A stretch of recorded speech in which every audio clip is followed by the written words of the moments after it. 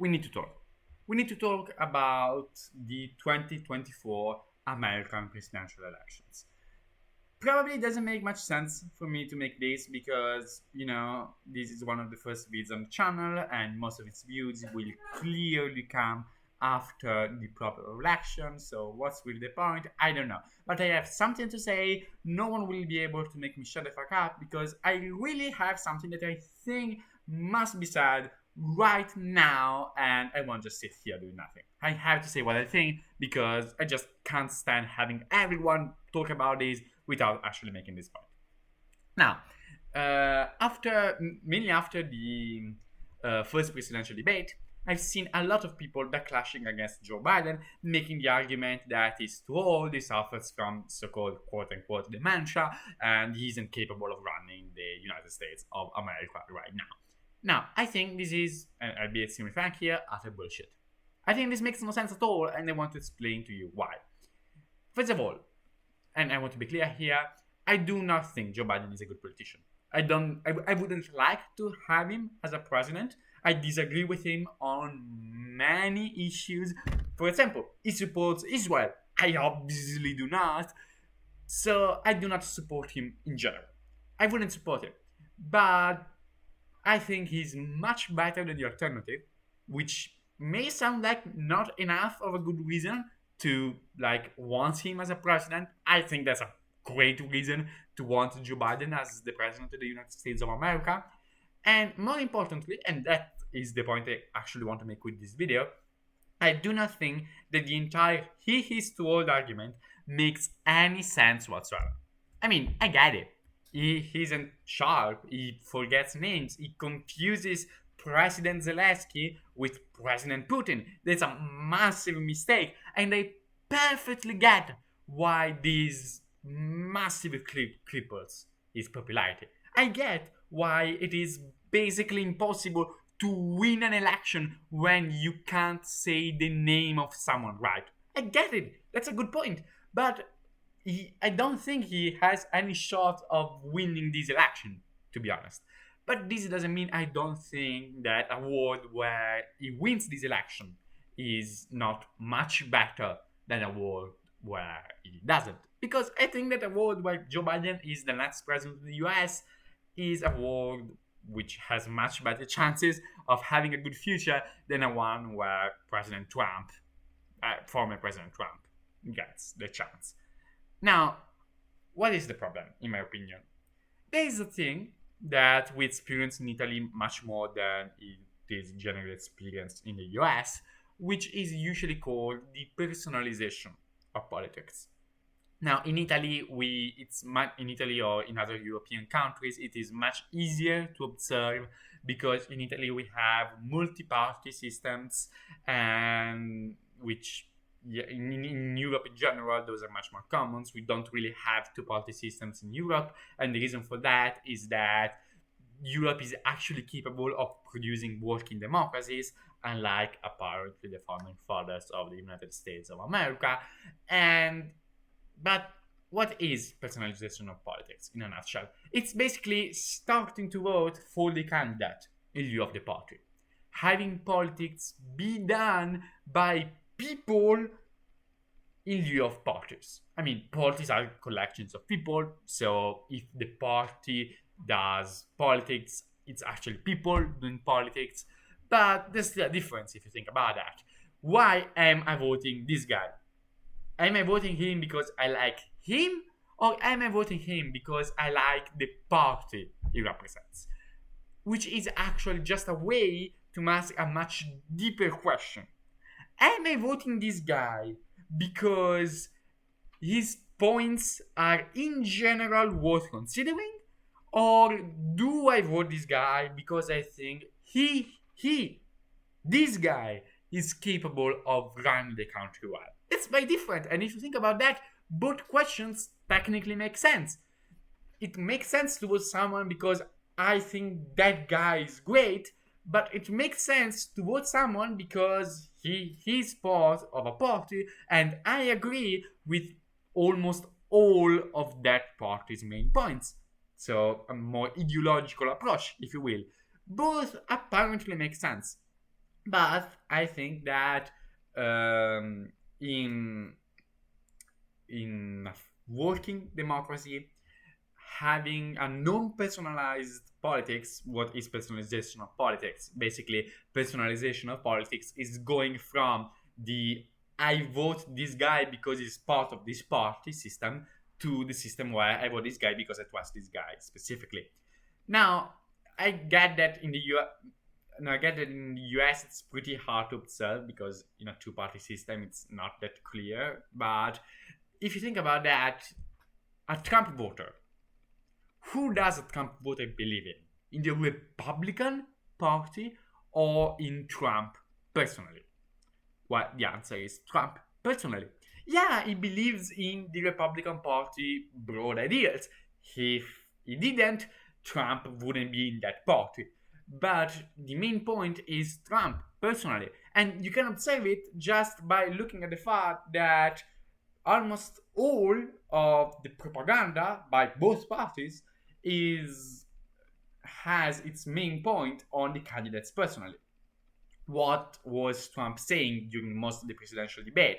This guy ruled the country in a bad way. He wasn't capable of making the economy go well, which was false, obviously. But he was never saying the democratic approach to economics is flawed. He wasn't saying that, it would be false, but that's what you'd expect a Republican to say. But he wasn't saying that. He was saying this guy wasn't capable of ruling the country, but I am. But he never said why. He said what the consequences were, but he never said there are two ways to approach economics and mine is superior. He never said that. And what does this mean? This means basically that the main point wasn't the party, and by party I mean basically the set of ideas and ideologies that make a party that party, but the candidate himself. The candidate comes first. That comes first. The candidate is more important than the party. It's much easier to criticize or appreciate a candidate than it is to criticize or appreciate the party as a whole in today's society.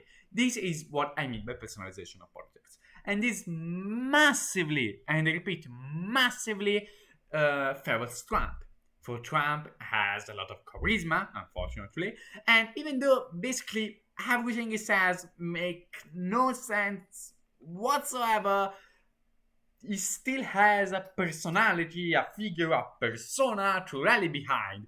While Biden has one, but that's kind of crappy if you think about that.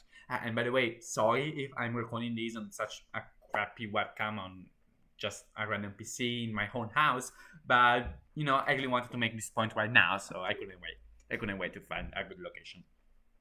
Now, this massively favors Trump, but what does this have to do with Biden's so-called dementia? Well, as I was saying before, I think that in a functioning democracy, the non-personalized approach is the healthy one. I think that personalization of politics is intrinsically very, very harmful. Because in reality, that's not the people who do politics, it's the party. The party actually has influence. What the single person will do is largely determined by by the ideology of the party, and the person, anyway, doesn't rule alone. I'm gonna quote GGP Grey here: no one rules alone.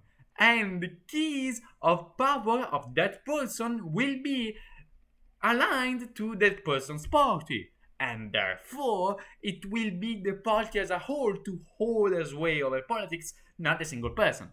Trump can say bullshit like nuke that cloud as much as he wants, but it will never happen. It will never happen because literally everyone else in the room will not let him do it. Yes, we have this weird image of the president having a big red button by which he can launch the nukes, but it's not that simple. We have to understand that the president isn't the temporary king of America. He doesn't make the choices alone. And therefore, it makes no sense to think of the personality of the president as an actual factor. if Trump goes crazy and says, let's do this thing, and that thing makes no sense, which he did a lot of times, the thing is not gonna be done. The nuke was never gonna get to that hurricane, and everyone knows that. Okay? But personalization of politics, the process by which we think of the candidate in lieu of the party as the agent of politics, makes us forget this very important thing. And that's crazy harmful, that's just so bad. And another reason why it's so bad is that it makes us forget about demagogia. I'm saying it like this because I'm going to use the Greek term because I want to. What is it? That's basically telling the people whatever the fuck the people want to hear, just because you know that by doing this, the people are going to watch you. And everyone does that. But does that, Trump does that, literally every politician ever does that, and that's the main flaw of democracy. There were a lot of philosophers that hated democracy for this simple reason. Just think about Plato, okay? So, this is also the reason why Biden, so-called dementia, which I think is also a pretty offensive term to use, but that's another thing. That's also the reason why Biden's so-called dementia is, in my opinion, not a good reason not to vote him. For the exact same reason why not voting Trump, because Trump wanted to nuke a hurricane, is stupid. Because he didn't. He wanted to, but he couldn't. And why couldn't he? Because nobody rules alone. So Biden, I did it as well. Biden can forget as many names as he fucking wants. Nothing will ever change because he can swap the names of President Zelensky and President Putin, and that's bad. And I get why this can cripple anyone's presidential campaign. I get why this means that he has no shot whatsoever winning this election. I think he doesn't have any. But if he wants to send aid to Ukraine, that aid is not going to go to Russia because it swaps the names of the presidents. That's just not how it works. If he's in a room and he's at war with Russia and he says, let's nuke Ukraine because it swaps the name, Ukraine isn't gonna get nuked. That's not how it works. There's someone who is going to say, Mr. President, did you mean Russia? And Mr. President is going to say, oh yeah, you're right. So, exactly like Trump stupid bullshit can't actually change his administration into something different than whatever Republican would create. In the same way, Biden's so-called quote-unquote dementia can't harm his administration either. I think that the only factor it makes sense to base your vote in this campaign on is how Biden's and Trump's administration were. And how were they? How was Trump administration? Don't listen to the bullshit they said during the debate. Look it up yourself. And do you know what's the answer? The answer is simple. The answer is Biden created a pretty strong American economy which was aimed at reducing wealth differences and maybe long term decreasing GDP a little bit, but making poor people capable of, not needing to sell their own houses if they have to go to the hospital, which was great. I think that's what the president of a fucked up country like the US should do, mainly because the US is almost like a third world country in many aspects, okay? In what direction was Trump going? Instead, the opposite one. Trump is a goddamn capitalist. Trump would do anything to benefit the capitalist elite without caring a bit for the needs of the lower classes. Trump is killing the American proletariat, and the American proletariat isn't even understanding that because it is so used at thinking of Trump and Biden in lieu of Democratic and Republican policies that he sees that Biden can't remember a name and he thinks that that guy isn't capable of running a country, even though during Biden's administration this socialist proletariat got, not free healthcare, but something much closer to free healthcare than a Republican administration would be ever capable of getting them. Okay, sorry for the rant, but I really had to say that. I think this is an important take on the American political situations right now. I know, sorry, that was really just something I had to say. I had to get it off my chest because I think that's something super important and no one says. And I think that one of the main reasons why no one says that is that Americans ain't Europeans. As I said a trillion times, well, actually in this video just once, but I say it pretty often, uh, America isn't a functioning democracy. It has so many flaws. Actually, the way the Constitution builds the American state is flawed.